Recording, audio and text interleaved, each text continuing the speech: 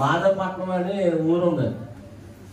అక్కడ నాకు సభలు పిలిచారు. నన్ను పిలిస్తే ఆయన్ని ముందు చెప్పమనండి అన్నా. ఆయన తర్వాత చెప్తాడమ్మా, నాకు ప్రతిరోజు ఎక్కడికి వెళ్ళినా 2వ రోజు ఇస్తారు, నాకు 2వ ప్రసంగం ఇస్తారు నాకు అన్నాను. ఏమ్మా ఏంటి బయట మీట్ అక్కడ అసలు కూర్చోలేకపోతారేంటో నాయన. కుర్చీలు వేసుకోండి అమ్మా. అమ్మా ఏంటి ట్రాన్స్ఫార్మర్ ఇక్కడ? ఏమ్మా ట్రాన్స్ఫార్మర్ ఇక్కడ? నువ్వు జాగ్రత్త మరి ఇస్తావు, మరి జాగ్రత్త నువ్వు ఇస్తావు. ఎంత కంపెనీలో అయిపోయింది ఇక్కడ. గాల్లో తీసుకెళ్ళు.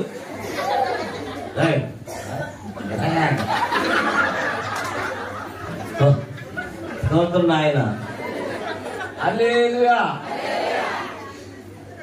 జాగ్రత్తగా వినండి వాక్యం. దేవుని స్తోత్రం. ఆ 2వసారి ప్రసంగాన్ని నన్ను వదిలేదు. వాక్యం చెప్తున్నారు. నన్ను అడిగిన ఆవిడ ఎక్కడ కూర్చున్నా చూస్తున్నాను.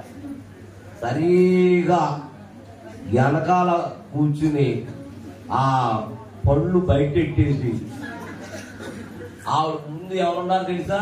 ఎరా ఇలాంటి గుడ్లు ముసలమ్మ చక్కగా ఇలా చక్కగా సౌరంగా ముందుంది. ఆవిడ ముందు తెగనొద్దురు వస్తుంది. ఎవరో ఆ వెనకాలంలో ఆవిడ నన్ను అడిగి అడిగి అడిగి అడిగి అడిగి అడిగి అడిగి అడిగి అడిగి అడిగి కొడుకుంది. ఈ కునుపాట్లు ఎక్కువైపోయి ఆవిడ మీద ఏం చేస్తుంది? ఆగనా ఓగనా, ఆగనా ఓగనా. ఇక కునుపాట్లు ఎక్కువైపోయి దబే పడిపోయి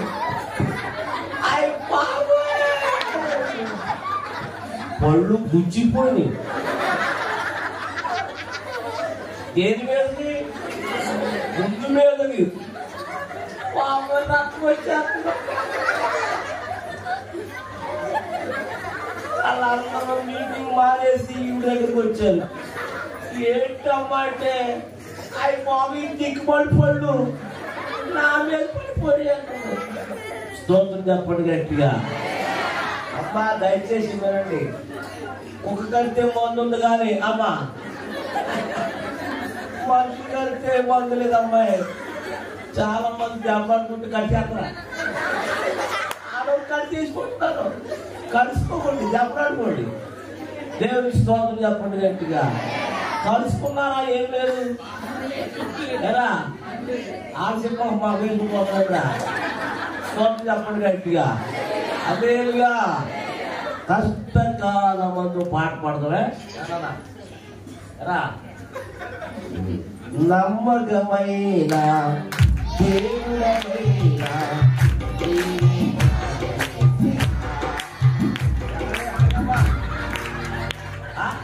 పాడైతే పాపం